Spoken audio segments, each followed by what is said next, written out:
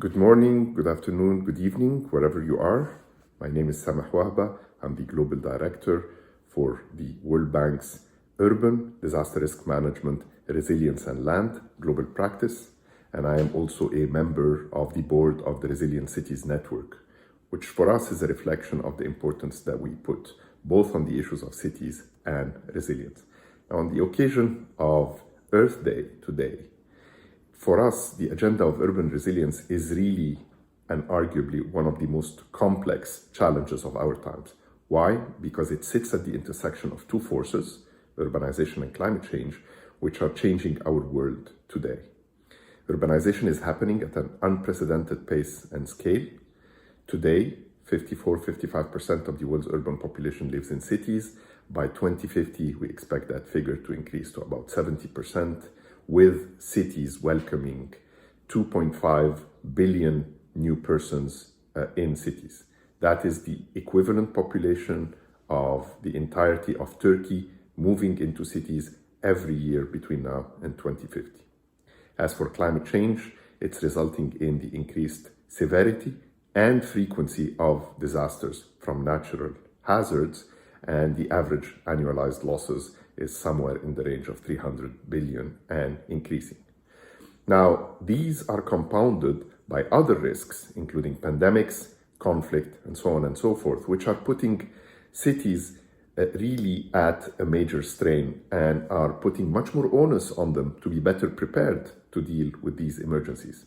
So at a time when disruption is becoming the new normal, strengthening resilience and cities' emergency preparedness and response capacity is emerging as one of the most pressing priorities today. And as always, mayors are confronting agendas that a decade ago was perceived to be part of the remit of national government, things like climate change or the refugee crisis. Now, the Resilient Cities Network Chair, Mayor Turner of Houston, has released the chair's agenda focusing on investing in resilient, climate-ready infrastructure that is equitable and creates green jobs. For us at the World Bank, resilience is central to our mandate, because to achieve our twin goals of alleviating extreme poverty and boosting shared prosperity, meaning improving living conditions for the bottom 40% of the population, there are three ways for us to get there. The first is sustainable and inclusive growth. The second is resilience, and the third is investing in human capital. As for resilience, our goal, which we pursue in our global practice, as well as in the Global Facility for Disaster Reduction and Recovery, which is part of our global practice, our goal is to mainstream resilience across all development sectors. And this is building on the foundation of institutional and regulatory frameworks that we have developed and are working to develop at national level. Now, what does it mean to mainstream resilience across development sector? One is to mainstream resilience in the built environment. That's our work on resilient cities, on safe schools, on resilient housing, and so on and so forth. The second dimension is mainstreaming resilience in infrastructure, including water and sanitation, energy, transport systems. The third is mainstreaming resilient safety nets and focusing on communities. And the fourth is ensuring that we always maintain a special focus on vulnerable and marginalized communities, especially on women and people with disabilities, and also focusing on places that suffer from fragility and conflict, and always on the nexus between conflict and disasters. Now, specifically on resilient infrastructure system, we are working on climate-proofing infrastructure, and we're also working on introducing a life cycle approach so that we can optimize interventions across the lifespan of the infrastructure assets. So in this regard, we work on four dimensions: systems planning, engineering and design, asset management, and contingency programming. We tackle challenges related to the lack of risk assessment in the design stage, which results in poor siting. We work on challenges of inadequate design, inadequate standards to guide that design, lack of redundancies in the systems, and the lack of proper studies and the lack of operational maintenance, which owes itself to the lack of introduction of life cycle costing that makes us focus on building something but not ensuring that the budget for its operation and maintenance is secured.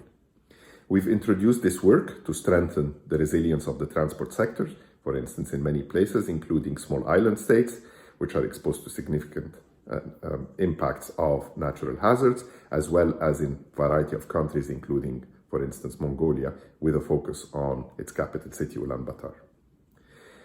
Our City Resilience Program at the World Bank is our flagship program, and it provides several interesting examples of resilient and climate-ready infrastructure that is equitable and creates green jobs, which we are in the process of supporting.